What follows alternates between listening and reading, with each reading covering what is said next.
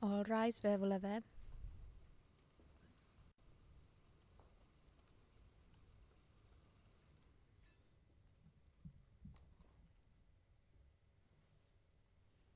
Please be seated for vous asseoir.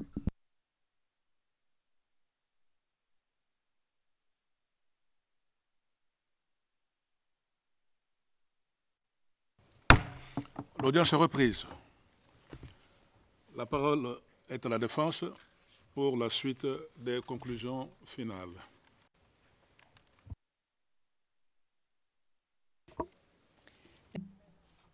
Merci beaucoup, Monsieur le Président. Continuons avec le mois d'octobre. C'était le mois.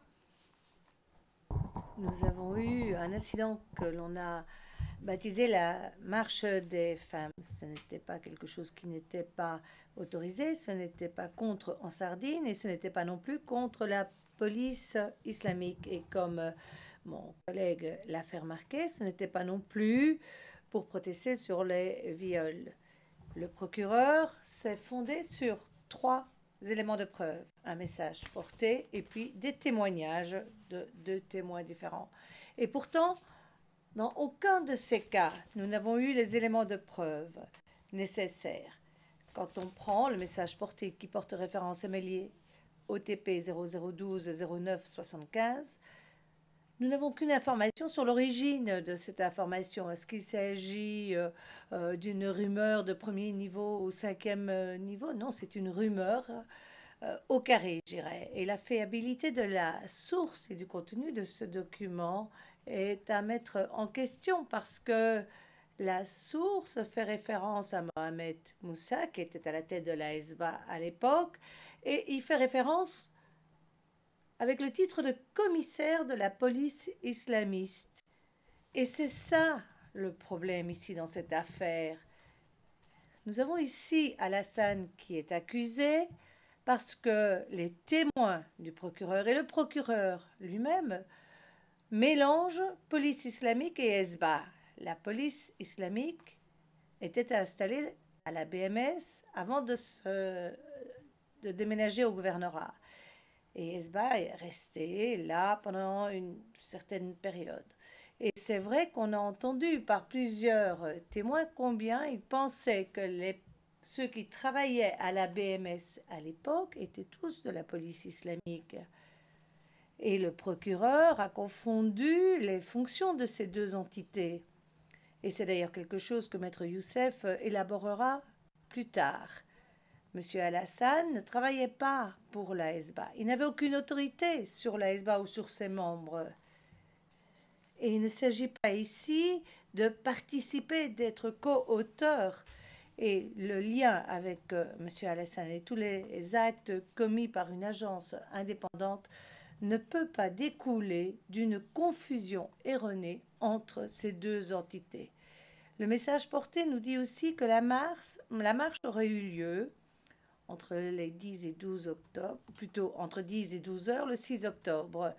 Or, d'après les témoins, la marche aurait eu lieu autour de 11 heures. Et comme on vient de l'expliquer, le procureur se fonde sur des éléments de preuve selon lesquels le 6 octobre, entre 10 et 12 heures, M. Alassane était filmé comme étant assis au gouvernorat.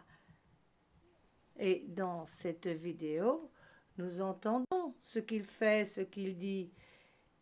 Et en fait, rien de ce qu'il dit ne fait référence à la marche des femmes. Et on lui demande même, bon, mais quoi de neuf? Et Khaled répond, rien.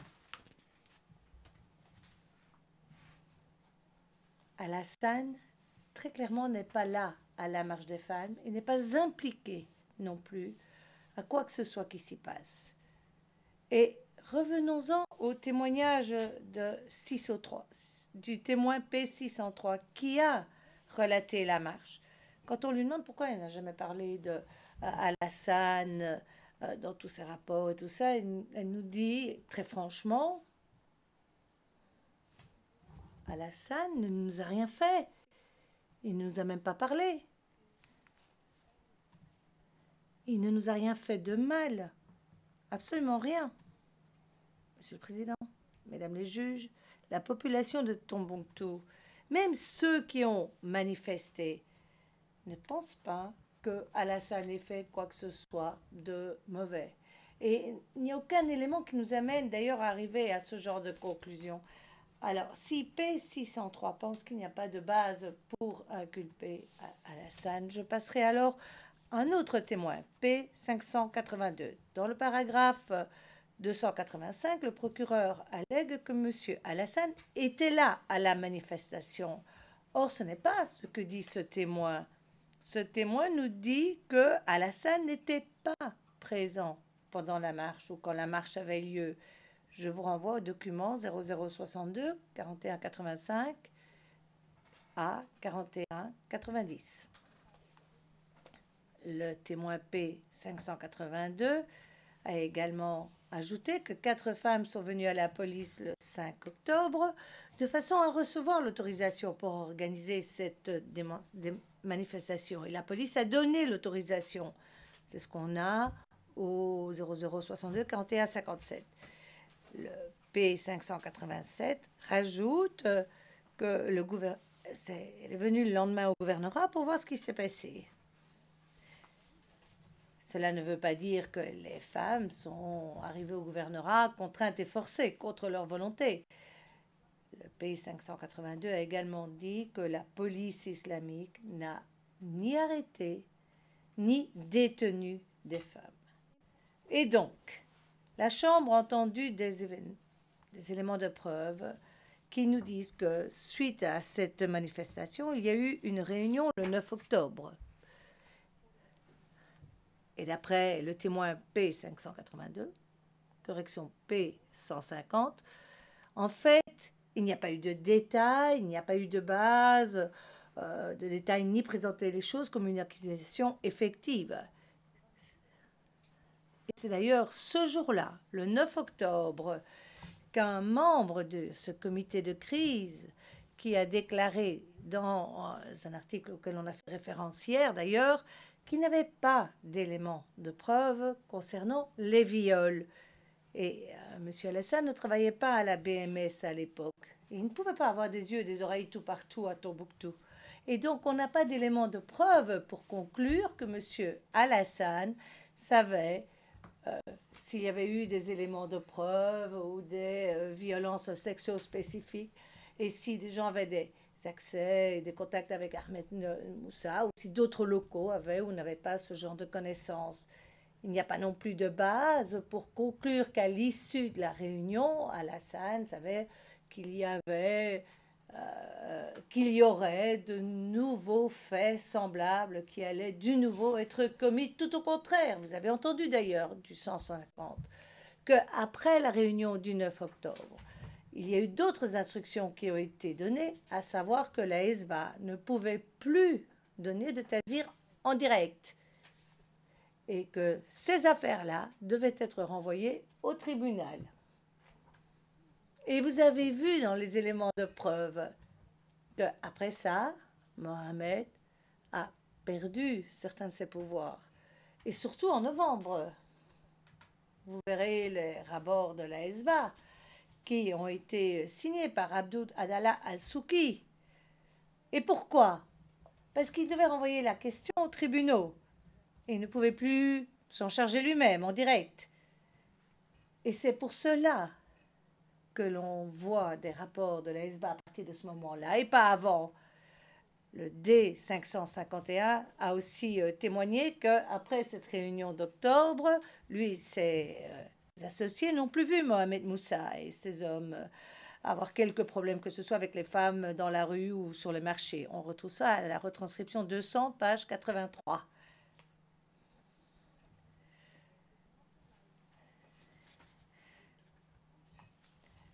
On ne peut conclure sur base d'une hypothèse que M. Alassane savait très bien ce que ses officiers faisaient alors que les personnes qui étaient les plus proches de la communauté n'en avaient aucune connaissance.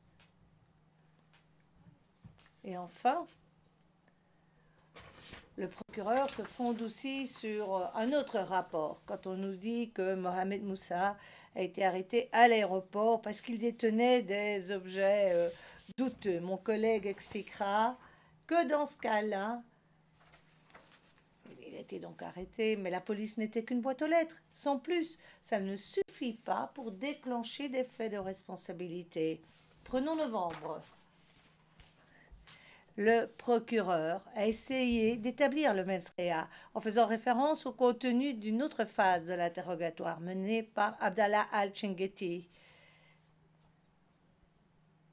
Nous avons, nous aussi, relevé le fait qu'il n'y a pas de valeur probante dans ces retranscriptions d'interrogatoire, parce que les mots qui sont soi-disant ceux d'Al-Hassan sont pratiquement identiques à ceux que l'on a retrouvés à Al-Boudar, qui a été filmé au même moment. Et hier, le procureur a essayé justement de gonfler la mens rea en disant que l'Assemblée avait rigolé après avoir lu l'interprétation. Mais, messieurs et mesdames les juges, non, on n'entend pas rire, ni dans la vidéo, ni dans la retranscription. C'est encore une fois un exemple de choses qui ont été montées de toutes pièces alors qu'il n'y a pas de fondement.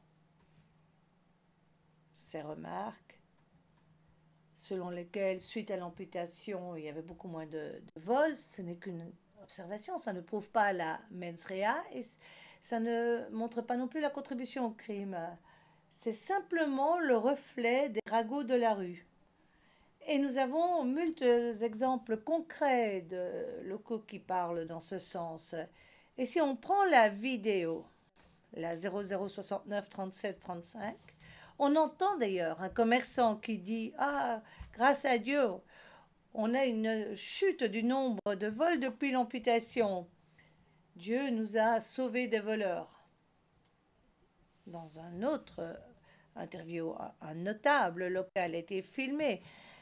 Il parle justement de la réduction des vols grâce à l'application de la charia, qu'il entrevoit comme une évolution positive, à la retranscription 133, page 39. Revenons-en au contenu de cet entretien du mois de novembre. La personne décrit jusqu'à aujourd'hui, nous avons eu 5 flagellations, dont 2 pour consommation d'alcool. On peut donc conclure de manière raisonnable qu'à partir du 7 novembre, si c'est M. Al-Hassan qui ne connaissait que la flagellation du mois de juin du couple sur la place en Corée, et puis les 2 personnes qui avaient reçu donc ces 40 coups de fouet, et aussi les coups de fouet sur Hussein Ul-Badi, en fait, cette vidéo infirme l'argument du procureur selon lequel Al-Hassan avait eu ou aurait eu connaissance des flagellations qui auraient eu lieu par la suite. À la fin novembre, le procureur essaye de condamner M. Al-Hassan en allant bien au-delà de la portée des charges en l'espèce, en reprenant des interviews biaisées, des photos floues. Mais nous n'avons ici aucun élément qui prouve justement les faits inculpés concernant cet incident. Prenons les photos, on ne sait pas qui les a prises. La personne qui les a données au procureur ne se souvient pas comment elles furent créées ou quand elles furent prises. Et il a aussi reconnu qu'il n'était pas là quand les photos ont été prises. Le procureur lui-même n'a pas appelé quelques témoins que ce soit qui étaient là, présents ce jour-là. Le requis d'authentification n'est donc pas satisfait. Et quant aux photos elles-mêmes, il y a quand même beaucoup d'irrégularités concernant leur signature électronique. La personne qui les a envoyées au procureur les a envoyées dans un courriel à un collègue avec un autre rapport et la photo était attachée à ce courriel, référence 0018 25 90. Le rapport qui était joint à ce mail avait été créé à 13h33 le 29 novembre et puis modifié à 14h21. Et le courriel a été envoyé à 16h. Sur cette photo, on voit une femme avec un voile noir. On ne voit pas Al-Hassan et on ne voit personne se faire fouetter. Le procureur s'est fondé alors sur 3 autres photos avec une autre femme. Et la création et la modification, les dates de création et de modification de ces photos sont 29 novembre à 16h47. Donc ces photos ont été créées ou reçues, obtenues après la première et après que le courriel ait été envoyé. D'après l'expert du procureur, le P75, il y a 3 autres indices sur ces 3 photos qui montrent que par la suite, elles ont été modifiées ou en tous les cas ouvertes avec Adobe Media Encoder ou Adobe Photoshop. C'est ce qu'on retrouve à l'OTP 0062 23 99 à 2449. C'est une information qui a été publiée. Ces photos étaient riches en valeur, mais les photos pas vraiment. Et si une organisation de médias déclare publier des images sur un événement qui est important, c'est qu'il y avait des... S'ils ne publient pas les photos, c'est qu'ils ont quand même quelques inquiétudes sur la fiabilité du produit en question, ce qui est d'ailleurs corroboré par la chose suivante. Nous avons un échange d'informations du mois de décembre entre la personne qui a obtenu les photos et le bureau en Sardine. Et quand on voit cet échange de conversation, on voit que la personne essaye d'obtenir les images sur la flagellation de son beau-frère et de sa sœur. Et quels sont les éléments de preuve? On entend que cette personne n'aurait jamais contacté le bureau de presse, ni cherché les références s'il les avait déjà obtenues à ce moment-là. C'est ce qu'on a à la retranscription 48, page 63. Cette personne est d'accord pour dire que le scénario le plus probable, c'est que lui n'était pas là, présent lors de la punition contre sa sœur et son beau-frère et qu'il n'a pas obtenu les images après le 3 décembre. Alors, s'il n'avait pas les images, s'il ne les avait pas jusqu'au 3 décembre, il ne les avait pas non plus le 29 novembre, quand le courriel a été envoyé.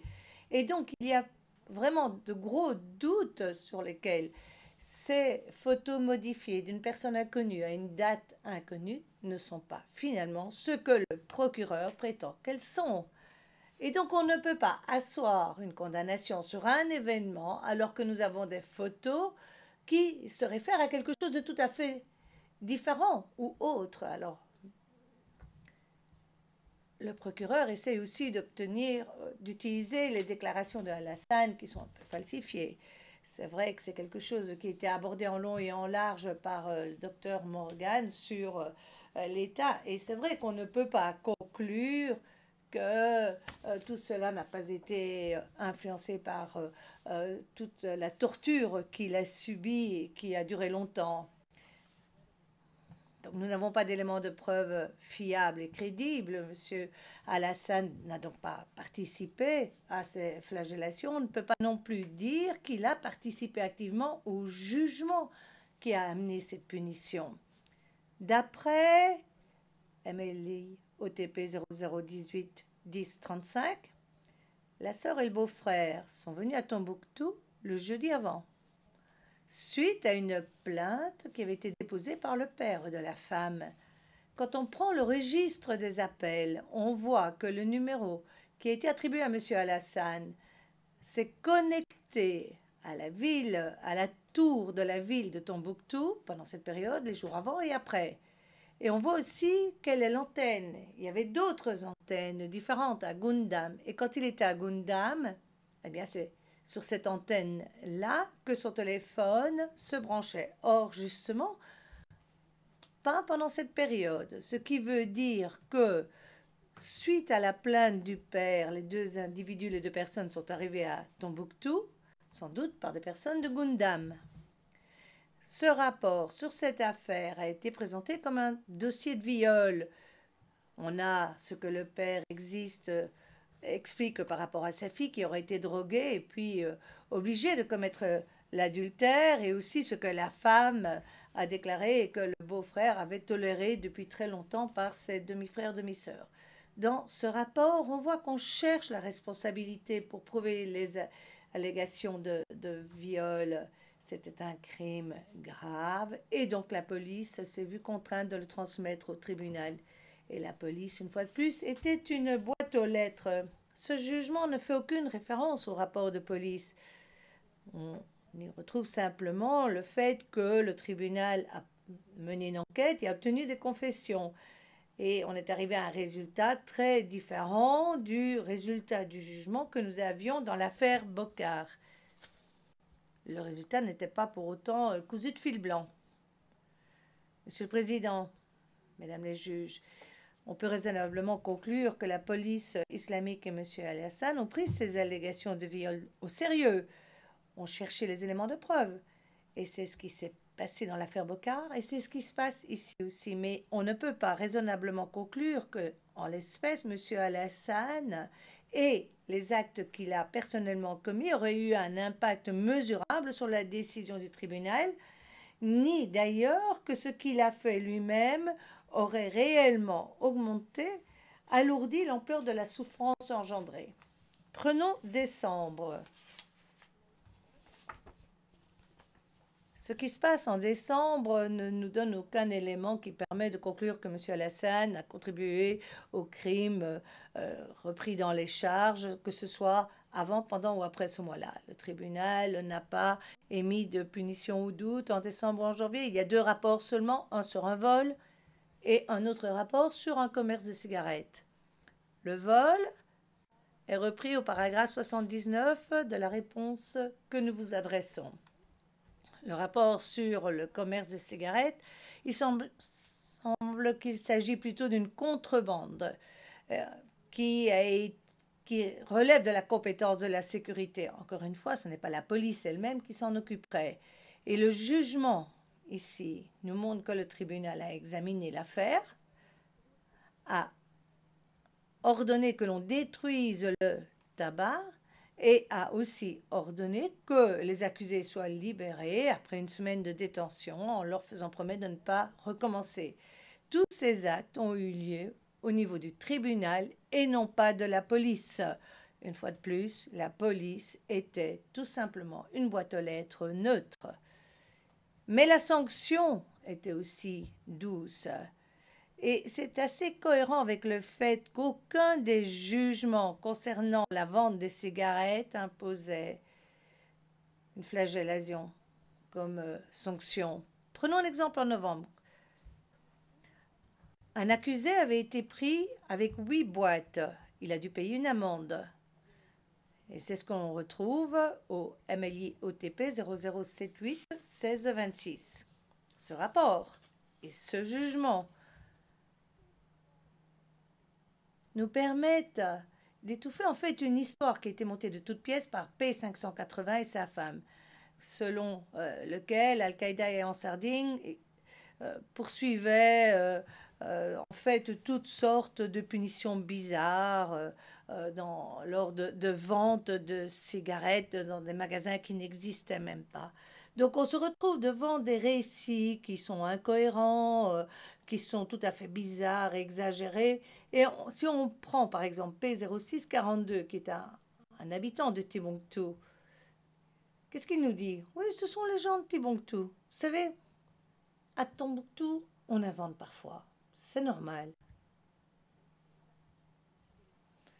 Quand il s'agit des autres actes qu'on attribue à M. Al-Hassan pour ce mois-là, le procureur donne beaucoup trop d'importance à une lettre d'accréditation à un journaliste qui aurait été signée le 11 décembre 2012. Or, vous avez entendu les éléments des preuves selon lesquels cette lettre porte sur un sujet, mais permet aux journalistes de présenter des rapports sur tout ce qui se passe à Tombouctou.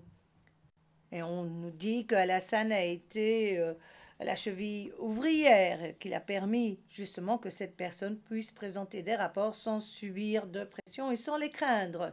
C'est ce qu'on a dans la retranscription 132 à la page 32. Et les conditions qui sont établies dans cette lettre découlent de la commission des médias et non pas de la police islamique ni de M. Al-Hassan. On a aussi entendu des éléments de preuve selon lesquels, lorsque la personne a pris ce papier de la police pour qu'il soit signé, Al-Hassan n'a pas pu le signer ni le faire adopter avant d'en référer à son supérieur. Et donc, une fois de plus, nous avons ici la preuve que Al-Hassan était là pour aider sans arrêt la population locale.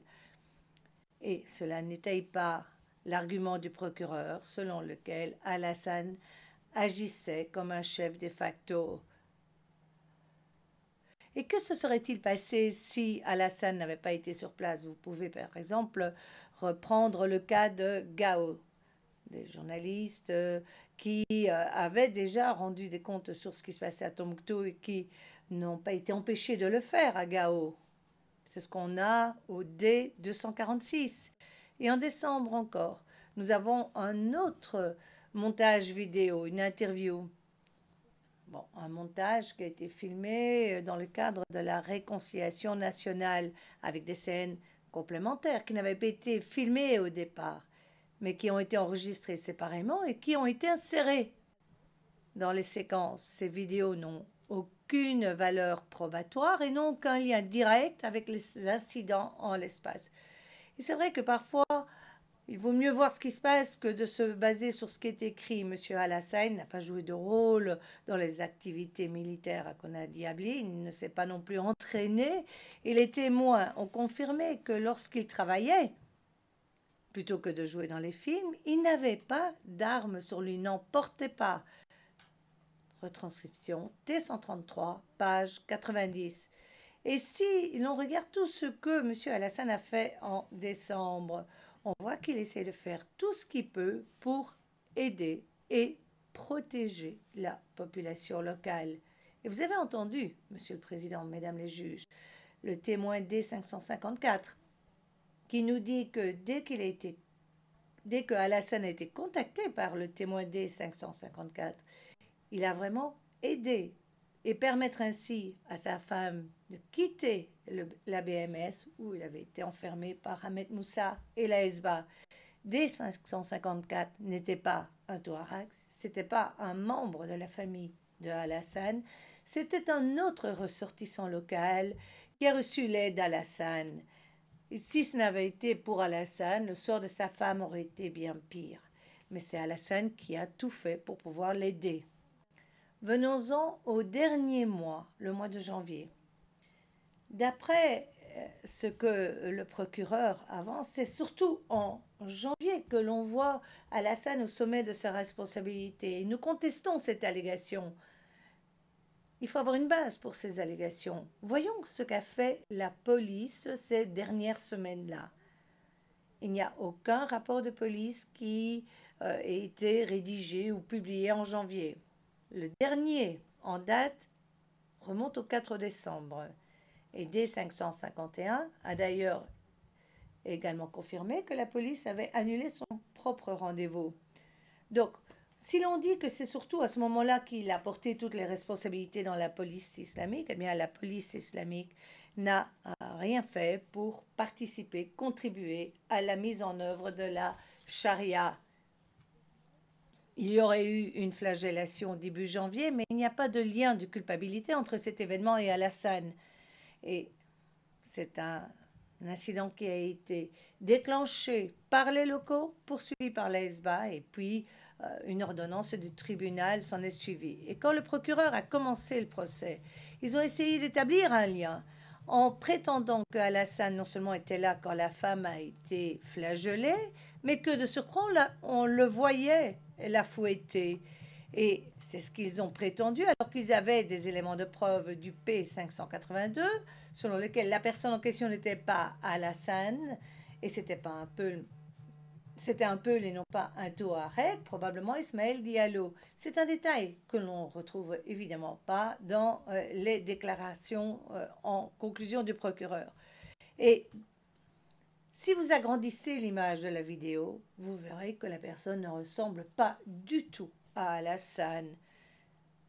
Ce sont donc des erreurs lourdes de conséquences dans le chef du procureur, et c'est pour ça que la Chambre ne peut pas se fonder sur les hypothèses du procureur. C'est un chemin qui vous amène à penser sur base de conjectures, parce qu'il n'y a pas la base. Et même aujourd'hui, on continue à ignorer, dans certains cas, la certitude nécessaire. Comme par exemple, on nous dit que des individus ont été emmenés au lieu où ils allaient être fouettés par des véhicules de police. Or, le P65 nous dit que les véhicules utilisés par la Hezba ou la police, dans un premier cas, et deuxièmement, que la personne qui a été flagellée l'a été au quartier général de la Hezba et non pas à la BMS. Nous ne sommes pas ici dans une cour internationale pour des inculpations ou des accusations, mais pour la justice. Il serait injuste de reconnaître M. Al-Hassan coupable d'un incident dans lequel il n'a eu aucun rôle à jouer et pour lequel nous n'avons aucun élément de preuve.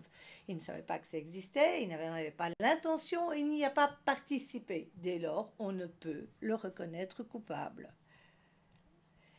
Et pour terminer ces accusations à l'encontre de Al-Hassan, le procureur se fonde également sur un carnet de notes de réunion au mois de janvier entre les membres de la population locale et Adam devant la situation qui se détériorait rapidement. Vous avez entendu tous ces éléments de preuve. Les locaux avaient peur, les Arabes et les Touaregs. Ils savaient qu'une fois qu'en Sardine allait quitter, il y aurait des représailles. Ils le savaient, c'était ce qui s'était passé par le passé dans les années 60, 70, 80, 90 et 2000. Aussi, après cette manifestation pacifique à laquelle aucun des notables locaux n'ont daigné participer, la population locale arabe a décidé de prendre les choses en main elle-même. Alors on reprend là la retranscription 135 aux pages 41 et 42. Et voilà le contexte dans lequel cette réunion a eu lieu. Il y a eu plusieurs relations de cette même réunion, mais les P654 et P004 ont tous les deux dit qu'une décision avait été prise conjointement par tous ceux qui étaient présents à la réunion et qu'aucune représaille ou aucune action ne serait prise qui menacerait la cohabitation pacifique. Et P004 a testifié et a répété ce que M. El-Hassan disait en français alors que d'autres parlaient arabe. Et dès 551 a expliqué également qu'il y avait eu deux réunions, l'une sur la protection des commerçants arabes, et M. El-Hassan était sur place, a participé, et une autre où la population locale avait été mise en garde de ne pas se lancer dans des insultes entre les groupes. Et M. El-Hassan n'était pas présent à cette réunion. Le D551 a décrit que M. El-Hassan n'était pas responsable de cette première réunion.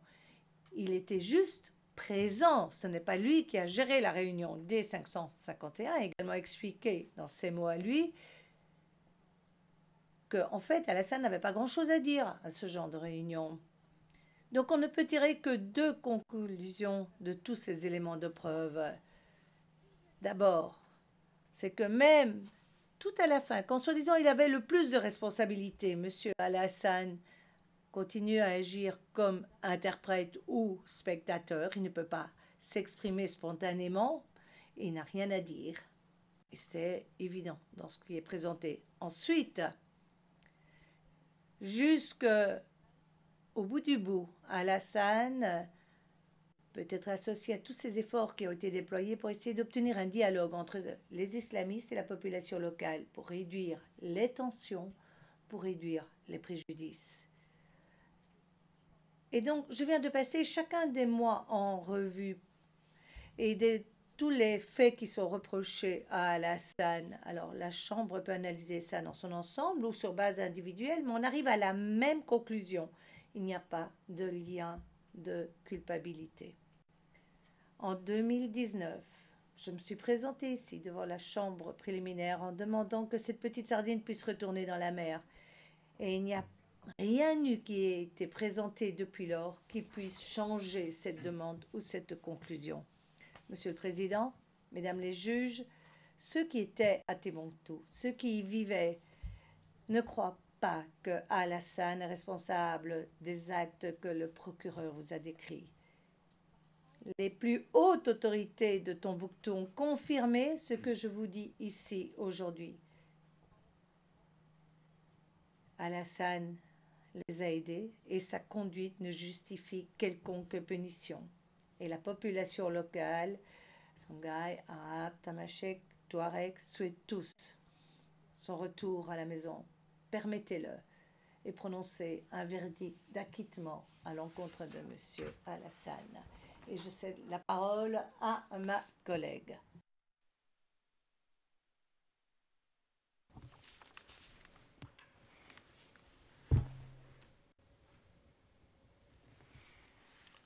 Très bien, merci beaucoup, Maître Taylor.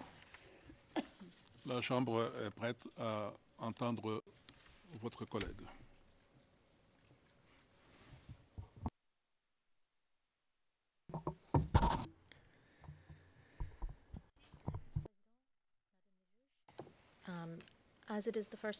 Étant donné qu'il s'agit de la première fois que je m'adresse à la Chambre lors de cette séance, je tiens à vous dire bonjour à toutes et à tous dans le prétoire et dans la galerie du public.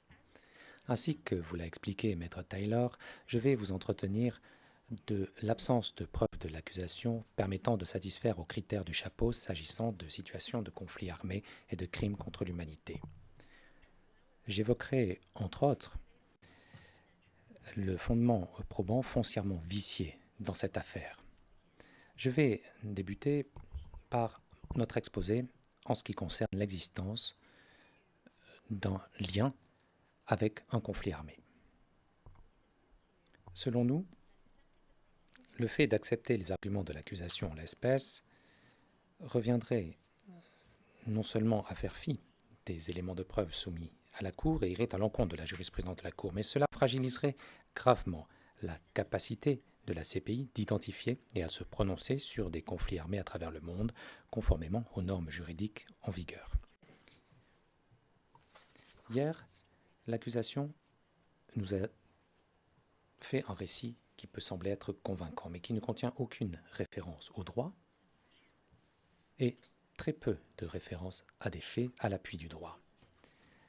Étant donné que ni les faits ni le droit n'étaient les poursuites contre cet homme, contre ses crimes, devant la Cour de Séan.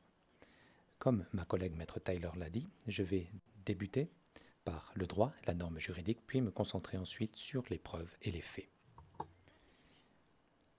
L'accusation n'a pas réussi à prouver au-delà de tout doute raisonnable le seuil pour ces normes juridiques liées à la compétence. La question de savoir si un conflit armé existait. Il existe une distinction de longue date en droit international humanitaire entre un conflit armé et des formes moins graves de violence interne qui sont susceptibles d'être délétères mais qui ne sauraient s'élever au niveau d'un conflit armé. Et afin de pouvoir prouver l'existence d'un conflit armé, comme le sait la Chambre, l'accusation doit prouver qu'il existe une organisation suffisante du groupe et une intensité des violences. Je vais commencer par la tentative de l'accusation de démontrer l'organisation du groupe. Au paragraphe 704 du jugement en première instance en l'affaire Taganda, la Chambre fournit une liste non exhaustive d'environ 18 facteurs et indicateurs qui doivent être analysés afin de conclure à l'existence de l'organisation d'un groupe armé, y compris des détails portant sur la structure de commandement, une stratégie militaire unifiée, la mise en œuvre de l'article commun 3, la capacité de s'exprimer d'une seule voix. En l'affaire Taganda, l'accusation doit prouver au-delà de tout doute raisonnable qu'une combinaison de ces facteurs existait vis-à-vis des groupes au Mali. Mais ce que l'accusation demande à la Chambre de faire, pour la toute première fois devant une juridiction internationale, c'est qu'un seul de ces facteurs serait déterminant à titre individuel. Pour reprendre les termes de l'accusation, la capacité à conduire des opérations militaires complexes, y compris la capacité à conquérir et à tenir un territoire. Rien dans l'argumentaire de l'accusation, oral ou écrit, ne fait référence au reste des facteurs, eu égard aux groupes individuels au Mali, dont les actes sont ensuite regroupés par l'accusation, et j'en reparlerai dans quelques instants. Dans Taganda, la Chambre de première instance a passé en revue chacune de ces catégories de manière rigoureuse et sur 6 paragraphes, 704 à 709. Dans la présente espèce, nous faisons valoir que la Chambre ne serait pas en mesure de procéder à la même analyse que celui réalisé par la Chambre en l'affaire Taganda, non seulement par défaut d'arguments présentés par l'accusation, mais également par défaut d'éléments de preuve sur les critères nécessaires. L'accusation, hier, est dans la réponse aux mémoires de clôture de la défense fait référence spécifiquement et au passage à Al-Qaïda et à Ansar-Dine qui posséderaient une organisation suffisante pour l'existence d'un conflit armé. Eu égard à ces deux groupes, nous faisons valoir la chose suivante. En ce qui concerne tout d'abord ACMI, de janvier 2012 à janvier 2013, selon P099, ACMI était composé de brigades disparates sans commandement unifié. Un grand nombre de ces brigades individuelles ne prenant pas du tout part au conflit. Selon P0004, ACMI n'avait pas de stratégie unifiée ni ne disposait d'une structure de commandement claire. Il s'agit de témoins de l'accusation à charge. Il est essentiel de noter que les éléments de preuve ont démontré que Tombouctou a été administré par ACMI, non pas après une opération militaire complexe, mais plutôt après l'abandon par les forces armées maliennes. De plus, avant leur entrée dans Tombouctou, il n'existe aucune preuve démontrant que ACMI a exercé un contrôle territorial sur quelque région spécifique, que ce soit dans le nord du Mali. Partant, l'unique facteur relatif à l'organisation avancée par l'accusation pour démontrer l'existence d'un conflit armé n'existait pas, était absent avant avril 2012. L'accusation tente ici d'utiliser le fait de détenir un territoire comme étant un facteur unique en isolation pour invoquer rétrospectivement l'existence d'un conflit armé aux fins de la compétence. Pour ce qui est d'Ansar-Dine, de la même manière, il n'existe pas d'éléments de preuve qui démontrent qu'Ansar-Dine aurait promulgué des règlements militaires au cours de cette période ou aurait eu un système permettant de discipliner ses membres. Selon l'un des témoins de l'accusation, Ansar-Dine ne disposait pas de la force suffisante pour tenir tête à une armée conventionnelle. La Chambre de première instance, en l'affaire Boskowski, a estimé que cela était significatif dans sa longue analyse sur la question. Je m'excuse, dit Maître Pradhan, vous voulez que je m'interrompe? Donc j'ai fait allusion au... Thank you, Your Honors. Je vous remercie, Monsieur le Président. Donc j'ai fait allusion au fait que la Chambre de première instance en l'affaire Boskowski a conclu que la force d'un groupe pour tenir tête à une armée conventionnelle était significative pour son analyse sur la question de savoir si l'armée de libération nationale de l'Albanie possédait l'organisation requise. À cet égard, la charge de la preuve incombe à l'accusation qui ne s'en acquitte pas, même dans sa réponse. J'en arrive maintenant à la question de l'intensité, le second facteur. L'accusation a tenté de démontrer l'intensité d'un soi-disant conflit armé en faisant l'addition de tout ce dont les groupes présents au Mali auraient été responsables dans l'espoir de satisfaire au seuil fixé. Bien entendu, il arrive que des groupes agissent de conserve, mais il existe une norme juridique qui prévoit dans quel cas on peut combiner les actes des différents groupes. Et norme que l'accusation méconnaît, parce que cela signifie non seulement qu'ils doivent démontrer l'organisation de ces groupes individuels, mais également qu'ils doivent prouver qu'il existait une organisation entre les groupes d'une certaine manière. Le CICR indique qu'afin de démontrer la coordination et la coopération entre les groupes dans un conflit armé non international, il convient de démontrer un certain nombre de facteurs, y compris, par exemple, la mise en place d'un commandement conjoint centralisé, l'attribution de domaines de responsabilité, le partage des tâches opérationnelles, l'existence de procédures opérationnelles standardisées ou de règles d'engagement, et l'existence également d'une structure chapeautant les questions politiques et la communication au nom des membres de la coalition en question. Les témoignages, en l'espèce, montrent que le fait d'invoquer l'argument selon lequel ces groupes agissaient de conserve irait à contre-courant des faits dont nous disposons sur les dessins, la méthodologie et les philosophies distinctes de ces groupes. Des témoins de l'accusation ont parlé, par exemple, de l'opposition d'Acme et d'Ansardine au viol et au pillage perpétrés par le MNLA.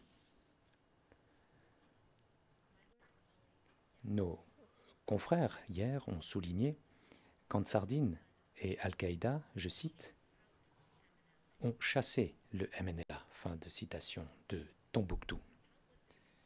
Comment auraient-ils pu le faire si les groupes travaillaient en effet de conserve? Les éléments de preuve illustrent que ces groupes étaient morcelés et parfois en opposition. Et par conséquent, leurs actes ne peuvent pas être regroupés pour les qualifier de parties combattantes pour satisfaire aux critères d'un conflit armé. L'accusation ne peut pas démontrer l'existence d'un conflit armé, ne peut pas certainement démontrer que tout conflit armé supposé se serait poursuivi après que les Fama aient quitté Tombouctou. Vous avez entendu l'accusation faire référence hier au coup d'État militaire interne à Bamako. Et ils ont essayé d'établir un lien entre ce coup d'État et l'affirmation selon laquelle Ansardine et Acme auraient pris Tombouctou. La réalité est bien différente. Comme indiqué, les forces armées maliennes se sont écroulées suite à des défections après le coup d'État. Ainsi, comme cela a été détaillé par l'International Crisis Group et confirmé par des témoins de l'accusation, y compris le P1086.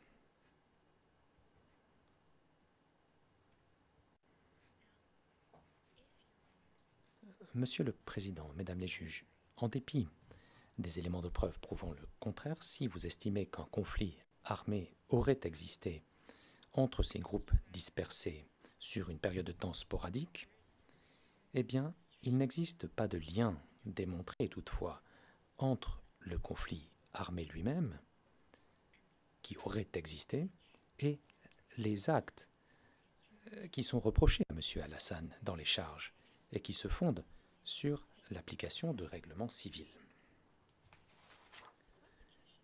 L'accusation a déclaré, dans sa réponse aux mémoires de clôture de la défense, que, je cite, « Le CICR a fait valoir de longue date que les situations où un groupe armé non étatique établissait le contrôle sur un territoire et cherchait ensuite à imposer ses règles sur la population civile étaient exactement les situations dans lesquelles le droit international humanitaire devrait s'appliquer. » Fin de citation. En réalité, le CICR ne soutient pas cela de longue date. En fait, il existe un seul article rédigé par un universitaire qui nous a été fourni par l'accusation à l'appui de cette déclaration, note de bas de page 78 de leur réponse. Dans cet article, plusieurs sources sont citées, abondant dans le sens contraire, à savoir que pour ce qui est de la vie quotidienne, y compris les interactions entre les civils, ce sont les droits de l'homme qui sont le cadre juridique adapté et le plus protecteur qui doit être appliqué. L'auteur lui-même, le docteur Rodenhauser, fait remarquer, je cite, que l'interprétation du critère relatif à l'existence d'un lien, tel que présenté dans cet article, a été critiquée comme étant une lecture unilatérale de la guerre civile qui ne cadre pas bien avec les principes fondamentaux du droit international humanitaire qui considère que toutes les parties à un conflit sont considérées sur un pied d'égalité. Ce principe d'égalité est en fait un principe qui a été résolu de longue date par le CICR et s'applique à l'administration civile de Tombouctou pendant la période visée par les charges. Lors d'un conflit armé, le paradigme de l'exécution de la loi régit l'exercice de l'autorité administrative, disciplinaire et judiciaire sur le territoire occupé et sur la population civile ainsi que sur les personnes privées de leur liberté. À Tombouctou, après le mois d'avril 2012, les éléments de preuve nous montrent qu'il existait un vide sidéral en matière de gouvernance.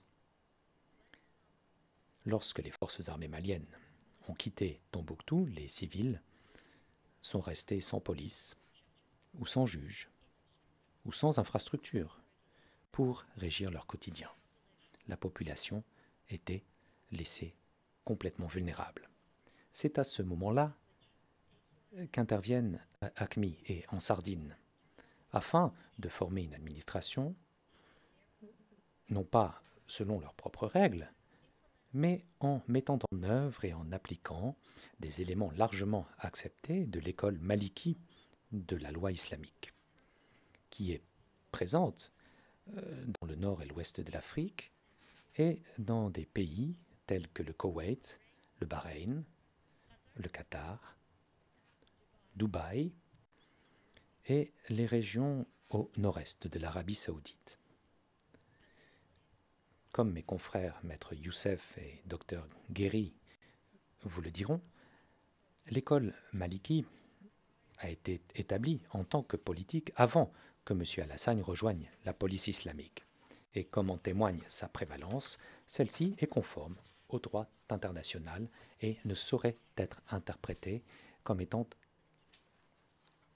dans le fond, incohérente avec le droit international. Le statut neutre de la police et des autorités, qui n'a aucun lien donc avec un conflit armé international ou non international, a reçu une attention particulière lors de la rédaction des conventions de Genève. Indépendamment des divergences d'opinion sur l'établissement de la charia et de l'administration de Tombouctou par AQMI, il semble que seuls ces faits sous-tendent l'accent mis par le procureur sur l'existence d'un conflit armé du mois d'avril au mois de décembre 2012, ce aux fins de poursuivre M. Alassane devant la juridiction de Séan. Plus troublant encore, lors des activités de police, les activités de police n'ont en général aucun lien au conflit armé.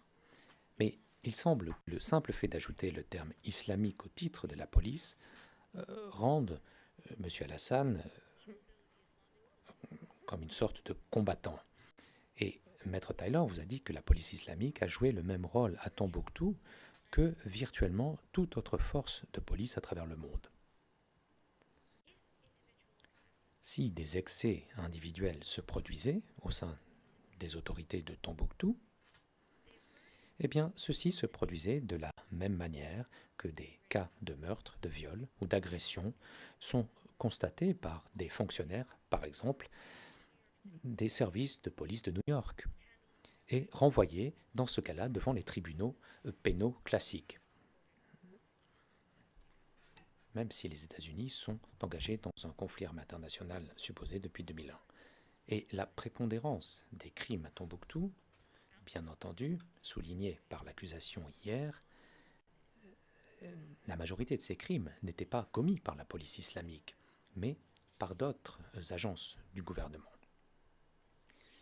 Mais les déformations du droit humanitaire, telles que celles proposées par l'accusation, ne sauraient servir de fondement à des charges de crimes de guerre devant une juridiction internationale et pourraient avoir des conséquences terribles pour l'universalité du droit international humanitaire. Selon nous, la bonne application du droit en vigueur à l'époque des actes visés dans les charges devrait résulter dans la conclusion qu'il n'existe pas de lien entre les fonctions de police à Tombouctou et tout conflit armé supposé. J'en arrive maintenant aux exigences du chapeau sur les crimes contre l'humanité. Une enquête factuelle démontre combien il est difficile et complexe de comprendre la situation qui prévalait sur le terrain en 2012. À cet égard, nous n'envions pas les collègues de la partie adverse à cet égard, mais ils ont la charge. Il incombe à l'accusation de démontrer, en vertu de l'article 7 du statut de Rome, qu'AQMI ou qu'en Sardine ont promu activement ou encouragé de telles attaques contre la population civile dans le cadre d'une politique organisée. Comme vous l'avez entendu, le tribunal et les jugements du tribunal islamique partaient de plaintes déposées par des civils et portaient sur un large éventail de questions, la plupart d'entre elles correspondant au travail des magistrats de première instance. Ces fonctions provenant des citoyens ne sauraient constituer une attaque ou un crime contre la population civile de manière généralisée. Selon les témoins D605 et P0654, les jugements eux-mêmes étaient rendus par des membres du tribunal qui n'étaient aucunement, ou qui n'étaient pas tous affiliés, soit à AQMI, soit en Sardine, et qui rendaient donc des jugements en toute indépendance, qui parfois entraient en conflit avec les politiques en Sardine ou d'AQMI. Les témoins de l'accusation P152 et P150 ont décrit la manière dont en Sardine et dont les responsables d'en Sardine et d'AQMI, comme Drukdel, désapprouvaient les sanctions sévères infligées lors des périodes visées par les charges et que des indemnisations ont été versées aux justiciables. Est-ce que cela signifie qu'aucun crime n'a été commis lors de cette période? Certainement pas. Et nous avons entendu les victimes de certains de ces crimes commis par des personnes qui n'étaient pas M. Alassane. Et bien que terribles sous de nombreux aspects, ces crimes ne relèvent pas de ce que cette Cour qualifie d'atrocité. En ce qui concerne ces crimes isolés, j'ai entendu une référence faite par l'accusation hier à Mohamed Moussa. Mais ce qui a été omis, c'est que nous savons que Mohamed Moussa était membre du MNLA au cours de la première partie de l'année 2012, lorsque, selon les témoins de l'accusation et les Nations Unies, le MNLA se livrait au viol et au pillage à grande échelle. Mohamed Moussa a ensuite dirigé la Hezba, après quoi il a été tenu responsable individuellement pour des crimes contre des femmes et d'autres civils et a encouragé d'autres personnes à commettre de tels crimes. Mais des témoins ont également rapporté, notamment le témoin D0605, que l'organisation s'opposait aux actes illicites de Mohamed Moussa et que la situation s'est améliorée une fois qu'il a été remplacé, comme Maître Tyler vient juste de vous le dire. N'oublions pas également, et nous le savons, D0202 et D0605 nous l'ont dit, qu'en Sardine a mené des enquêtes sur les plaintes pour viol et a puni les auteurs de ces viols. Tout au cours de cette période, les 40 hommes de la police islamique étaient séparés de la Hezba. Et c'est cette distinction critique que l'accusation tente de gommer encore et encore en accablant M. Alassane et son rôle. Selon nous, rien dans les éléments de preuve soumis à la Chambre sur les sanctions ne laisse entendre qu'il existait des attaques généralisées ou systématiques telles que c'est requis par l'article 7.1. Chacun d'entre nous estimons que de tels recours à la force sont tragiques.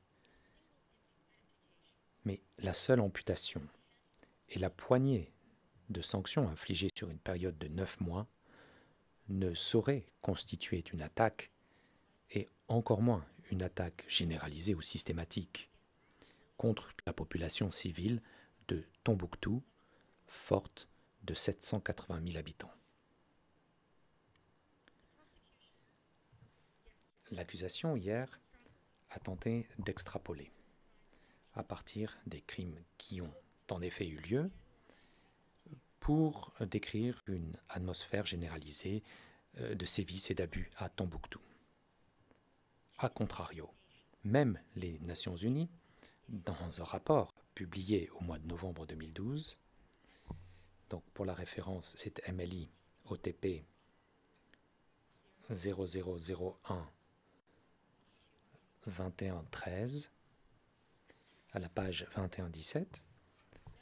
Donc les Nations Unies décrivent le nombre d'abus au mois de novembre 2012 comme étant peu élevé. La gravité des incidents isolés ne doit pas être confondue avec le poids que la Chambre doit accorder à la norme juridique pour l'évaluation d'un crime contre l'humanité passible de poursuite. Il existe deux conclusions qu'il convient de tirer à ce stade. Premièrement, M. Alassane lui-même n'entretient qu'un lien ténu, voire aucun, avec les crimes qui ont été commis à Tombouctou au cours de l'année 2012.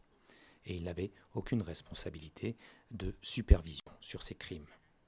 Il y avait un homme sur 40, c'était un homme sur 40 dans une agence subordonnée. La seconde conclusion qu'il convient de tirer est qu'il n'existait pas de politique consistant à commettre des crimes constitutifs d'attaques généralisées ou systématiques sur les civils qui auraient été promus par telle ou telle organisation, y compris Ansardine ou ACMI.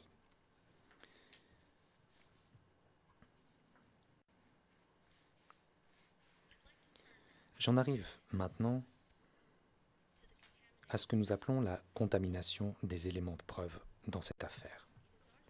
Selon nous, il existe 4 facteurs qui ont une influence sur les éléments de preuve. Le premier de ces facteurs est la race et l'ethnicité. Le second est le parti pris ou le biais du public omniprésent propagé par les médias et les ONG. Le troisième facteur est le simple passage du temps. Et le quatrième facteur est la torture, ou les traitements cruels, inhumains et humiliants qui ont une incidence sur la valeur probante des éléments. Je vais évoquer chacun de ces facteurs les uns après les autres. Premièrement, selon nous, la race et l'ethnicité est un facteur essentiel dans cette affaire.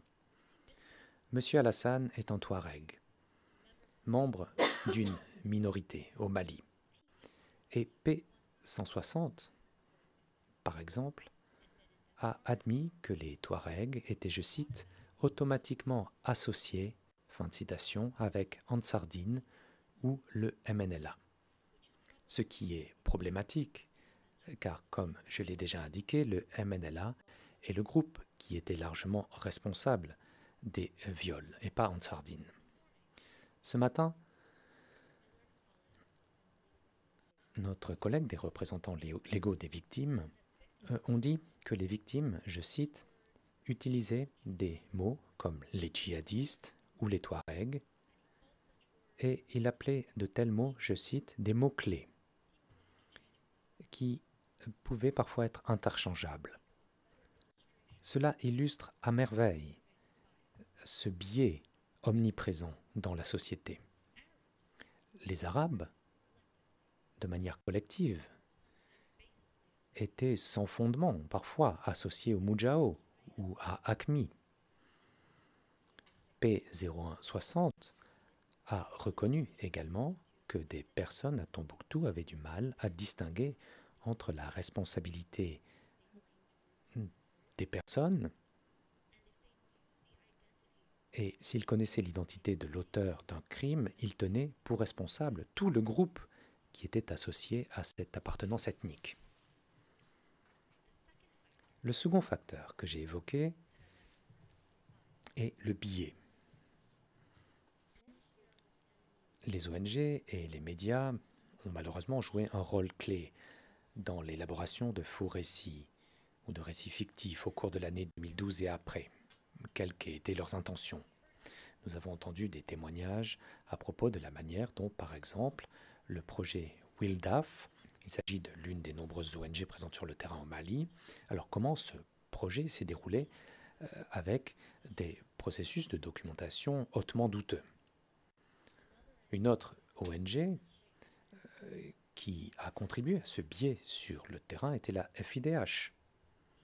Le P0642, par exemple, a déclaré que la FIDH encourageait les témoins à penser qu'ils recevraient de l'aide suite à la demande qu'ils formulaient. Et les éléments de preuve nous démontrent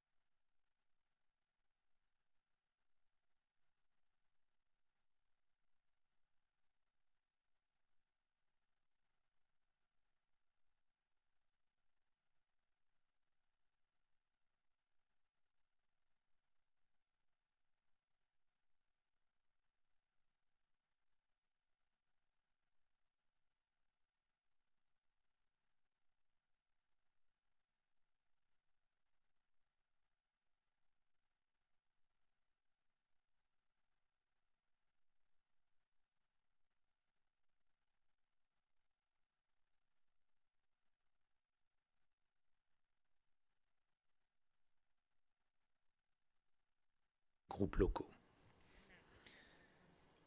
Transcription 152, page 80. Nous avons entendu ce matin une déclaration extraordinaire de nos collègues des représentants légaux des victimes. Ils ont déclaré que la population locale, que l'identité des occupants pour les locaux était peu claire. Ils avaient des idées floues à ce sujet. Aujourd'hui, ces choses leur sont extrêmement claires. À la fin de ce procès, donc c'est à la page 18 de la transcription de ce matin, cette déclaration me permet de faire la passerelle, d'établir un pont entre le deuxième et le troisième facteur, vers le passage du temps. Des témoins ont déposé 9 années après les événements, ce qui a déjà une incidence dans une certaine mesure sur leur mémoire. Nous savons que les procureurs ont dit à P522 et P524 en 2016 qu'ils ne voulaient pas recueillir les déclarations de certains témoins à ce stade, malgré que celles-ci seraient sans doute plus précises, car plus proches dans le temps des événements. Et la raison donnée par l'accusation pour ne pas recueillir les déclarations à cette époque-là était tout simplement afin d'éviter de déclencher l'obligation de divulgation. Et donc pour la référence, c'est MLI OTP 0037 1249 R01. Nul besoin d'être un expert en mémoire pour constater la tension manifeste qui existe entre les priorités de l'accusation d'un côté et la qualité des éléments de preuve de l'autre. Dans le même document, il existe une partie très gênante qui décrit la manière dont l'équipe de l'accusation, je cite, examine les procès-verbaux des victimes et trouve des moyens d'améliorer la qualité de ces procès-verbaux afin d'obtenir le type d'informations requis pour prouver ces crimes spécifiques. Fin de citation. Donc, en 2016, 3 ans après les événements visés par les charges en l'espèce et 1 an avant que M. Alassane ne soit arrêté et interrogé, l'accusation ne disposait tout simplement pas de suffisamment de preuves pour faire la lumière sur des crimes commis et qui étaient susceptibles d'être passibles de poursuite devant cette cour. Et aujourd'hui, en 2023, à nos yeux, le processus qui vient d'être finalisé par l'accusation est si vicié en raison de l'influence exercée sur les témoins et en raison des facteurs que je viens de mentionner, que la valeur probante des éléments est nulle. J'en arrive finalement au dernier facteur. Des éléments de preuve viciés dans cette affaire, la torture et la contrainte qui ont une incidence sur la valeur probante en vertu de l'article 69, alinéa 4. Pour reprendre les propos de l'un des enquêteurs du bureau du procureur, les conditions de détention de M. Alassane lors des interrogatoires par la CPI étaient, je cite, « les mêmes qu'à Guantanamo Bay ». Fin de citation. Une phrase qui devrait nous faire bondir, car chacun sait ce que représente Guantanamo Bay, la torture et la détention arbitraire, tel que cela a été constaté à maintes reprises par les Nations Unies. Cette déclaration sur un enregistrement du bureau du procureur était un aveu. Un aveu que, premièrement, M. Alassane était la victime d'abus horribles, à savoir la torture, et que, deuxièmement, les procureurs de la CPI en étaient conscients. Ils n'ont pas personnellement torturé M. Alassane, mais ils ont cherché à bénéficier des fruits de cette torture devant une cour partiellement créée pour poursuivre justement le crime de torture. Et cela est proscrit en vertu de l'article 69.4. La Chambre étant entendu des témoignages qui ont été confirmés ensuite par des témoins de l'accusation et de la défense que lors de son arrestation, M. Alassane était emprisonné dans une salle d'1 mètre sur 1 demi-mètre, soumis au waterboarding, donc simulacre de noyade, menacé d'électrocution, simulacre d'exécution, interrogé la tête encagoulée et sujet à d'autres techniques combinées. Lorsqu'il est transféré de la France à la DGSE, il a été frappé jusqu'à en perdre conscience. Menacé de mort, sa famille a également été menacée de mort s'il ne répondait pas aux questions de manière à satisfaire ses bourreaux. Il a été soumis à la falaka, frappé sur la plante des pieds, mis dans des positions inconfortables, suspendu par exemple à une barre en métal pendant des heures et forcé à se soulager dans ses propres vêtements. Pendant 9 mois, alors que l'accusation interrogeait M. Alassane dans ces conditions atroces, telles qu'elles vous a été décrites par Maître Taylor, il était détenu arbitrairement, fait l'objet d'abus systématiques. Et outre ses contacts avec l'accusation, il était tenu à l'écart de sa famille et de tout processus judiciaire régulier. La Chambre a entendu des témoignages d'experts qui confirment que la torture subie par M. Al-Hassan et sa contrainte ont eu une incidence sur la valeur probante de ses déclarations lorsqu'il a été interrogé par les procureurs de la CPI afin d'obtenir des éléments de preuve sur lesquels on se fonde pendant ce procès. La Chambre a entendu le docteur Catherine Portfield et Juliette Cohen, qui sont des experts mondialement reconnus sur les séquelles de la torture. La Chambre a également entendu le docteur Charles Morgan, expert en mémoire et sur la création de souvenirs fictifs. Je vais rapidement maintenant aborder justement ces trois experts. Dans ce moment de clôture, le procureur a à plusieurs reprises fait référence à ce qu'ils ont appelé d'une manière générale des méthodologies imparfaites et un manque de neutralité ou d'objectivité.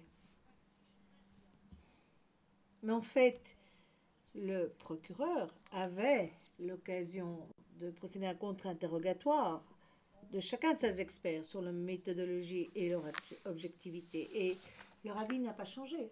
Ils ont témoigné et ils ont tous déclaré qu'ils avaient toutes les informations nécessaires pour pouvoir tirer les conclusions qu'ils ont tirées sur base de leur expérience très nourrie. Et ils ont expliqué pourquoi ils ont écarté certains éléments de preuve, parce qu'ils ne leur paraissaient pas suffisamment scientifiques. Et tel que ces experts l'ont expliqué, et surtout le docteur Porterfield, qui a procédé à une évaluation personnelle de M. Al-Hassan. Il a dit qu'il avait justement voulu évaluer la simulation, l'exagération et la fabrication de toutes pièces et n'était pas arrivé à des résultats dans son analyse. Le témoignage et les rapports des docteurs Porterfield, Cohen et Morgan doivent recevoir le poids et la crédibilité d'un rapport d'experts qui ont chacun une très longue expérience. Ils sont arrivés aux mêmes conclusions, à savoir, ils ont des doutes quant aux allégations non prouvées qui ont été avancées. Aussi, le fait qu'on n'avait peut-être pas ce qu'il fallait pour arriver à un juste procès ou un procès équitable. Et le Dr Porterfield est arrivé à la conclusion selon laquelle, même après des années, en fait, M. Al-Hassan avait des séquelles qui devaient avoir peut-être une influence sur son témoignage. Et c'est vrai que quand on lui a dit que le procureur devait informer M. Al-Hassan de ses droits, en ce compris celui de garder le silence pendant ses interrogatoires, le docteur Porterfield a témoigné du fait que le fait d'affirmer aux détenus quels étaient ces droits était de toute façon annulé par la réalité de sa condition à l'époque de son emprisonnement au sein de la DGSE. Et c'est dans ces conditions que les éléments de preuve finalement ont été compromis.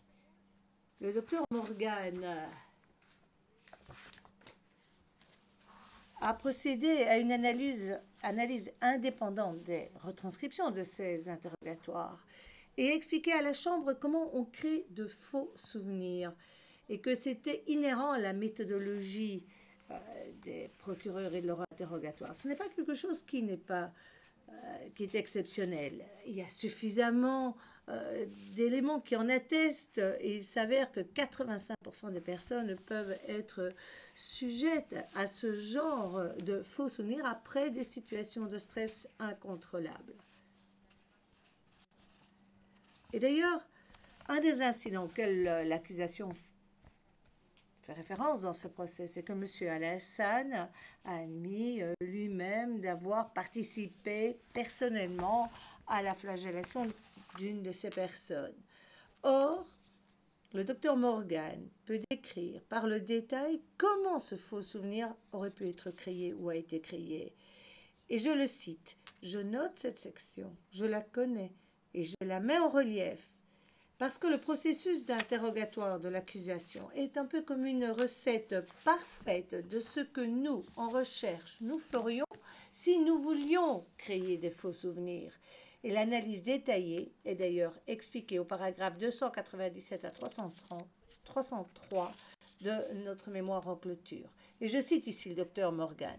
Je l'ai mis en relief parce que, si vous suivez cet interrogatoire sur la flagellation, on voit comment M. Alassane passe d'une première déclaration « je ne m'en souviens pas », puis on l'amène à reconnaître qu'il reconnaît lui-même le lieu et peut-être aussi une personne, et puis on lui montre d'autres photos. Et d'ailleurs, les photos et les vidéos sont d'excellents moyens pour influencer la mémoire de quelqu'un. Et c'est là qu'on arrive à ce récit où on raconte combien de personnes ont été fouettées, flagellées, et puis on y inclut la phrase « Ah mais vous y étiez ». Et c'est un exemple parfait comment on arrive à obtenir des fausses confessions de quelqu'un qui se fait interroger. Je ne dis pas pour autant que c'était intentionnel dans le chef de ceux qui procédaient à l'interrogatoire. Mais c'est ce que nous avons au T179 à la page 47, jusqu'à la page 51. Et le docteur Morgan a conclu que les conditions de ces interrogatoires de M. Alassane, mais aussi du P0626, étaient tellement vilaines que, et je le cite, nous sommes ici dans un niveau de certitude scientifique et médicale raisonnable pour dire que les informations obtenues par ces témoins pendant les sessions menées par l'équipe de chercheurs de la CPI sont suffisamment sujettes à des erreurs substantielles. Et donc il y a vraiment des doutes raisonnables de penser que la valeur probatoire et fiable des réponses de M. Alassane aux interrogateurs du procureur ne sont pas fiables et que ces réponses ne peuvent pas servir de base à la Chambre et devraient être exclues de l'application de l'article 69.4. C'est vrai que ici, les témoignages des témoins tels que la Chambre les a entendus pourraient changer la vie d'un homme. Et c'est la véracité de ces déclarations qu'il faut analyser, pas simplement l'intention. Et quand on analyse ces 4 facteurs, qu'est-ce que l'on voit? Il est clair que les témoins de l'accusation, à plusieurs reprises et de manière répétée, font preuve d'incohérence et parfois d'informations tout à fait inexactes ou dont l'exactitude n'est pas vérifiable, et qui, du coup, vide de son sens toutes les accusations du procureur. Et d'ailleurs, le procureur fait une déclaration assez intéressante dans sa réponse, dans son mémoire de clôture à la défense. Corroborer ne veut pas dire que 2 éléments de preuve se doivent d'être identiquement pareils, mais que 2 éléments de preuve pourront être comparés et sur base des faits établir les mêmes choses ou relier 2 choses entre elles. Il y a une exception qui a depuis longtemps été établie, c'est que les témoignages que l'on doit comparer se doivent être prima facie crédibles. Et c'est la raison pour laquelle, dans le jugement en appel GATT, le TP hier, et d'ailleurs c'est cité par le procureur lui-même, a fait une distinction au paragraphe 125 de son jugement en disant que 2 témoignages se corroborent quand l'un est prima facie et que dès lors il est crédible et il est compatible avec un autre témoignage prima facie sur les mêmes faits ou une série de faits semblables. Donc des souvenirs non fiables qui ont été créés chez les témoins pour des témoins qui ont été soumis à un stress non contrôlable, comme démontré par le docteur Morgan, dans des circonstances présentant un risque réel de torture en termes légaux. Ce ne sont pas des témoignages crédibles prima facie et donc ne peuvent se corroborer l'un l'autre. Et donc nous présentons la preuve qu'il n'y avait pas, comme vous l'avez entendu, mesdames et messieurs les juges, qu'il n'y avait pas de conflit armée en droit humanitaire international. Et dans ce cas, aucun conflit n'a pris fin, ni n'a-t-il eu lieu, et que donc quelque lien que ce soit, les éléments à charge en l'espèce.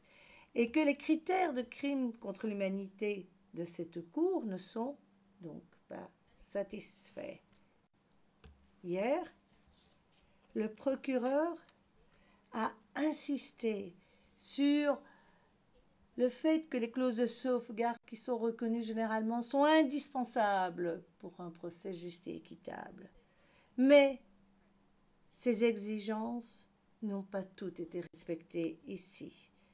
Et parmi ces sauvegardes, ces clauses de sauvegarde qui sont indispensables, telles que citées par mon contradicteur, nous avions d'abord avoir accès à des juges ou à la cour pour contester les conditions de détention préliminaire, et ce ne fut pas le cas pour M. Alassane. Il n'a jamais pu contester ces conditions de détention quand il a été interrogé par l'accusation. Ensuite, le respect du droit de ne pas s'auto-incriminer et dans les interrogatoires qui ont eu lieu, dans les conditions reconnues par le procureur lui-même. Le procureur a lui-même violé ce droit de M. Alassane. Quand il a déclaré à plusieurs reprises qu'il ne se souvenait pas de certains faits, qu'il ne se sentait pas bien et qu'il souffrait, malgré tout, ils ont continué et violé ce droit. Et troisièmement, une autre clause de sauvegarde, c'est l'interdiction d'utiliser la torture. Et donc on ne peut pas utiliser les éléments de preuve ou les témoignages qui ont été obtenus dans ces circonstances. Or, l'accusation connaissait les conditions dans lesquelles M. Alassane était détenu à la DGSE. Et jamais n'ont-ils lancé une enquête. Ils ont simplement continué les interrogatoires. Et le droit de M. Alassane contre l'exploitation de ses dépositions après torture montre que nous avons là des éléments de preuve biaisés. Et ces lacunes sont beaucoup trop lourdes et ne peuvent être acceptées parce qu'elles priveraient en fait tout élément de preuve ou toute valeur probante. On ne peut pas poursuivre la justice à n'importe quel prix, que ce soit la détention ou le procureur. Quand on voit tous les facteurs que je viens d'expliquer, rien ne peut justifier ces lacunes dans une cour comme la nôtre. Et aujourd'hui, j'aimerais maintenant donner la parole à ma collègue, maître Mélissa Beaulieu-Lucier.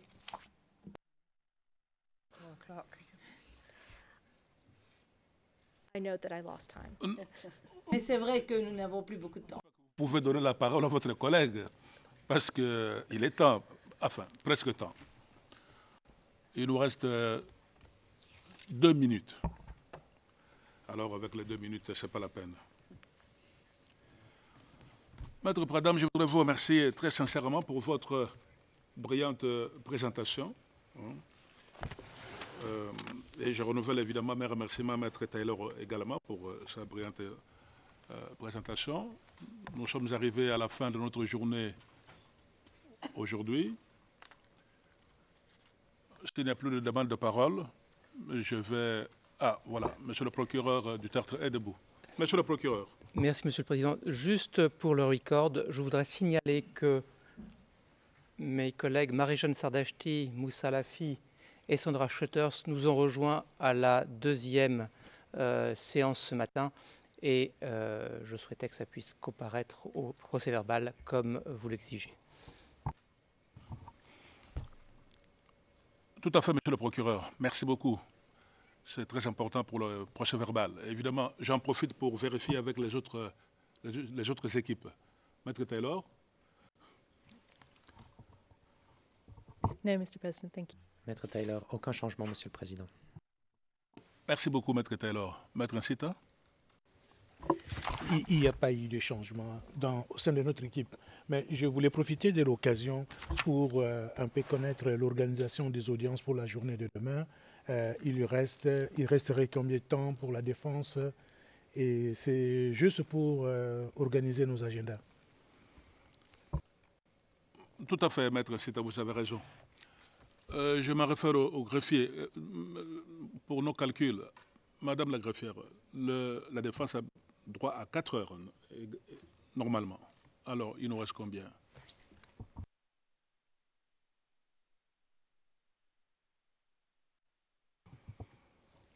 Voilà, madame la greffière est très, très vigilante.